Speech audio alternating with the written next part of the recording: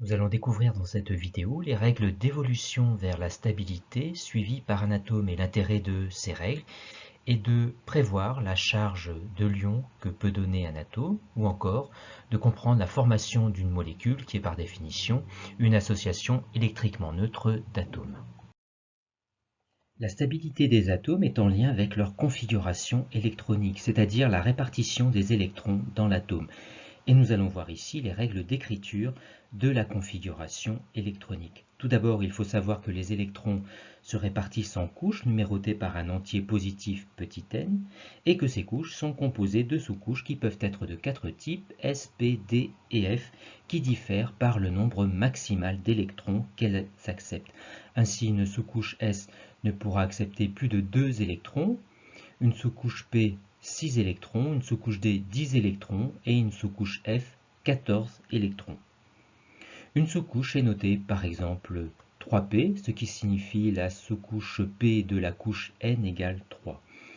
Les différentes sous-couches sont remplies dans un ordre très précis qui est donné ici. Seuls sont au programme les atomes de numéro atomique Z inférieur ou égal à 18, c'est-à-dire que nous n'aurons pas plus de 18 électrons à ranger. Ce qui signifie que nous n'irons pas au-delà du remplissage de la sous-couche 3P. Il faudra donc connaître l'ordre de remplissage des 5 premières sous-couches, c'est-à-dire 1S, 2S, 2P, 3S, 3P, et connaître le nombre maximal dans les sous-couches S et P.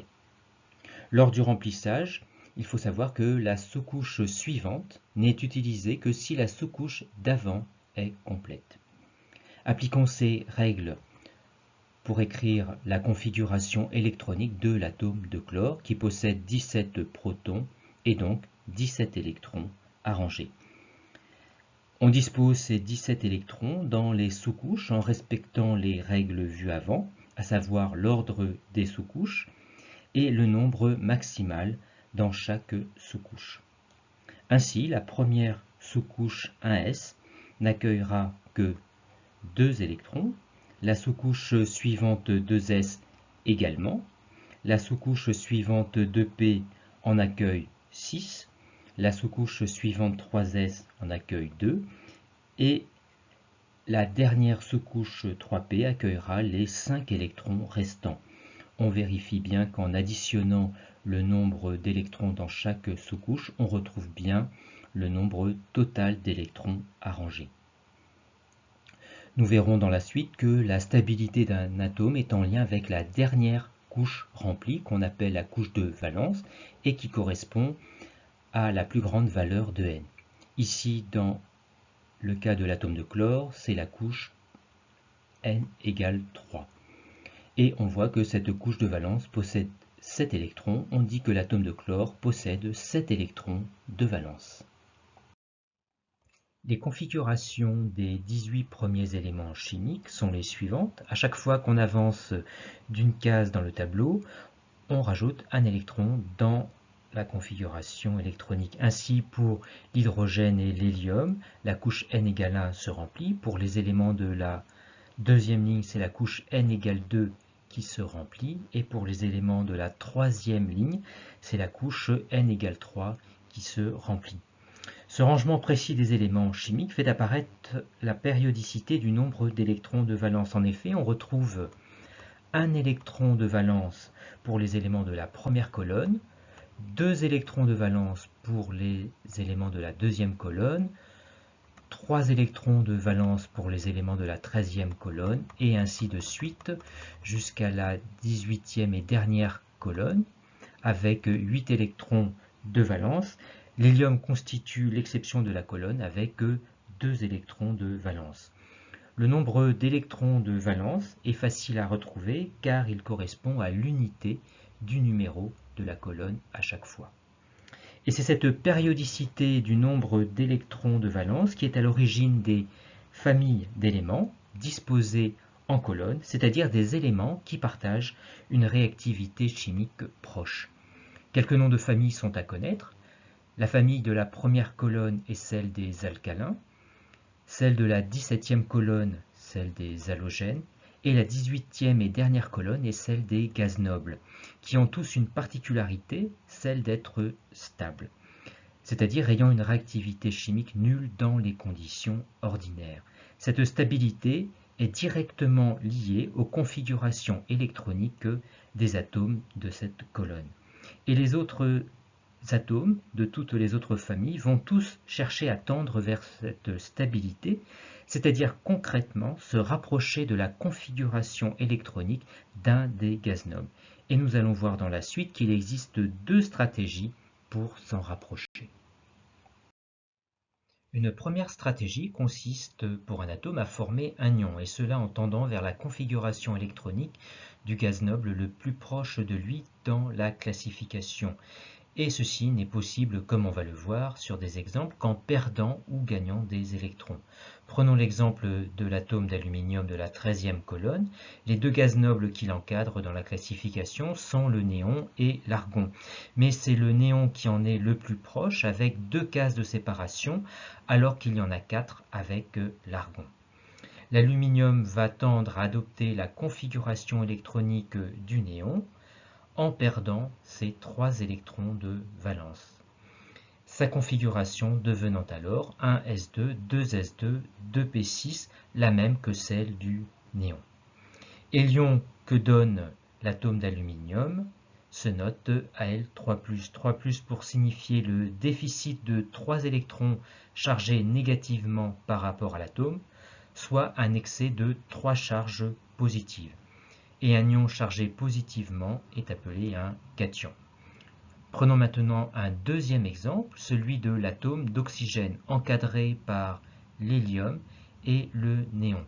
Mais c'est du néon que l'oxygène est le plus proche, avec une seule case de séparation.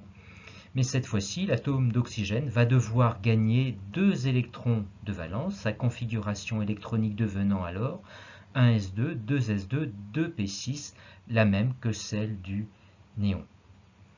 Et l'ion que forme l'atome d'oxygène se note O2-, 2- pour signifier l'excès de 2 électrons chargés négativement par rapport à l'atome. Un ion chargé négativement est appelé par définition un anion. La deuxième stratégie que peut adopter un atome pour tendre vers la stabilité est de participer à une molécule avec d'autres atomes. Concrètement, en participant à la molécule, chaque atome tend vers la configuration électronique du gaz noble qui le suit dans la classification. Ainsi, à part l'hydrogène, qui va tendre vers la configuration de l'hélium avec 2 électrons de valence, les autres atomes vont tendre dans la mesure du possible vers les configurations électroniques du néon et de l'argon, c'est-à-dire à 8 électrons de valence. Pour comprendre comment ces règles peuvent être respectées, prenons un exemple, celui de la molécule d'ammoniac de formule brute NH3. Formule brute qui donne le nombre d'atomes pour chaque élément chimique. Ici un atome d'azote et 3 atomes d'hydrogène. Représentons autour du symbole de chaque atome ces électrons de valence. 5 électrons de valence pour l'atome d'azote, électron de valence représenté en rouge, et 1 électron de valence pour chaque atome d'hydrogène. Chaque atome d'hydrogène doit gagner 1 électron de valence pour atteindre les 2 électrons de valence de l'hélium, et l'atome d'azote, qui a 5 électrons de valence, doit gagner 3 électrons de valence pour atteindre les 8 électrons de valence du néon. Et ceci n'est possible qu'en mettant en commun les électrons de valence des atomes. Ainsi, cet atome d'hydrogène et l'atome d'azote, en mettant chacun en commun un électron de valence, gagnent en retour un électron de valence. Cette mise en commun symbolisée par ce trait continu est appelée doublé d'électrons liants ou encore liaison covalente.